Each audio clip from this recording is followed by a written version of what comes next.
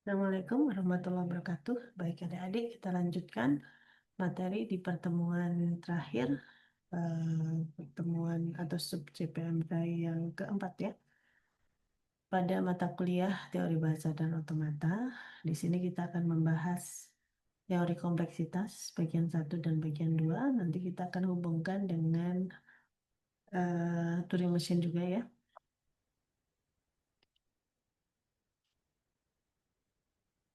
Jadi, course learning outcome dari subjek PMK 4 ini diharapkan adik-adik mampu menganalisis kompleksitas suatu masalah komputasi menggunakan konsep kelas P, NP, dan NP komplit, serta model komputasi probabilistiknya.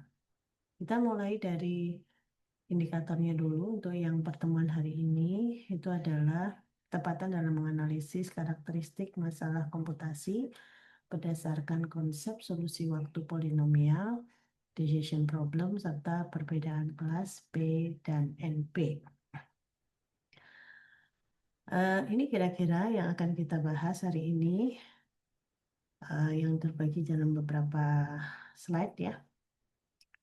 Jadi mulai dari apa itu kompleksitas, kemudian solusi polinomial, dan masalah yang sulit atau hard, kemudian algoritma waktu polinomial, lalu ada decision problem, kemudian ada masalah NP, di sini ada traveling salesman problem, knapsack problem, kemudian ada graph coloring problem. Lalu nanti kita akan menghubungkan masalah di luar NP, itu algoritma non-deterministik dihubungkan dengan Turing Machine, yaitu halting problem, kemudian permasalahan terbuka antara kelas P versus kelas NP. Kita akan berkenalan dulu yang pertama dengan solusi polinomial. Adik-adik di dalam menyusun sebuah algoritma itu pasti mengetahui bahwa dalam penyelesaian permasalahan dia mempunyai step, kalau gampangannya itu langkah yang berbeda. Nah, langkah-langkah yang berbeda ini ekivalen dengan kebutuhan waktu dari algoritma. Kebutuhan waktu dari algoritma. Kita menulis waktu dari algoritma itu dengan notasi big O, ya, big O di sini ya. Jadi ini ada big O1, itu artinya waktu komputasinya hanya satu atau satu langkah. Kemudian big O log N. N ini adalah banyaknya variabel atau data atau biasanya berhubungan dengan apa itu namanya, pengulangan ya, pengulangan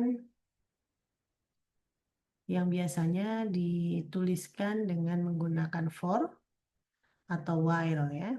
Kemudian ada log n, on ya, big on, big on kuadrat atau n pangkat 3 dan seterusnya.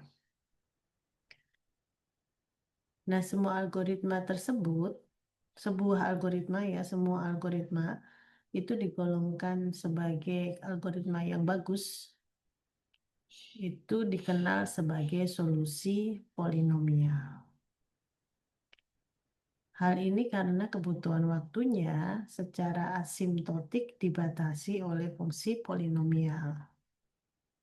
Misalkan log n itu berarti dia kurang dari n, lebih kecil dari n ya. Log n itu lebih kecil dari n. Mungkin sedikit saya mengingatkan log ya. Log ini biasanya sih log natural atau log pangkat 2 ya.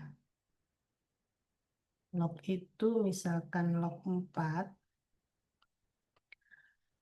kalau base-nya itu adalah 2, maka dia besarnya adalah 2. Jadi kalau misalkan log 2 itu kan berarti 2 ya.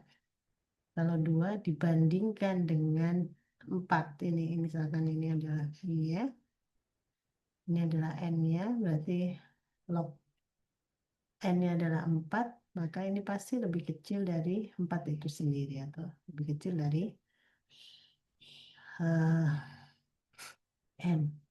Untuk semua N itu lebih besar sama dengan 1. Dan ini tidak berlaku untuk N kurang dari 1.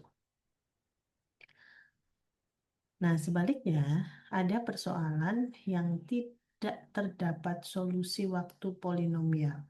Tidak mempunyai solusi waktu polinomial untuk menyelesaikannya.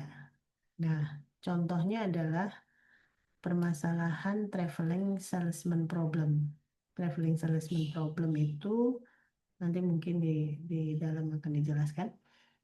Secara sekilas adalah permasalahan di mana kalau seseorang sales gitu ya, biasanya dia akan keliling dari kota satu ke kota lain atau tempat satu ke tempat lain. Bagaimana kita akan mendapatkan sebuah solusi optimum eh, bagi si sales itu agar dia bisa mengunjungi setiap tempat itu cukup satu kali, tidak perlu balik lagi ke tempat tersebut atau melewati tempat tersebut kalau yang sudah pernah dilewati. Nah, permasalahan traveling salesman problem ini memiliki kompleksitas O N, ya.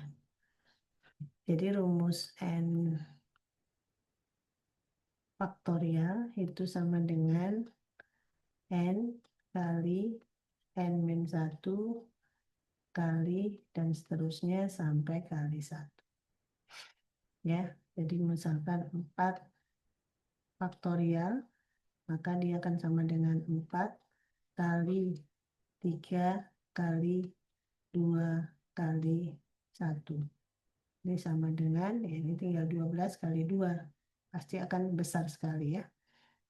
Nah ini, maka solusi yang seperti ini dikatakan tidak terdapat solusi waktu polinomial.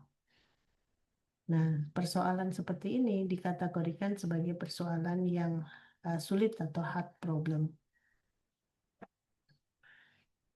Kadang kita berkenalan dengan NP problem. NP problem sendiri atau permasalahan NP itu terdiri dari atau di dalamnya di dalamnya itu merupakan di dalamnya ada P problem. Jadi P problem itu adalah bagian dari NP problem dan juga NP complete. Oke.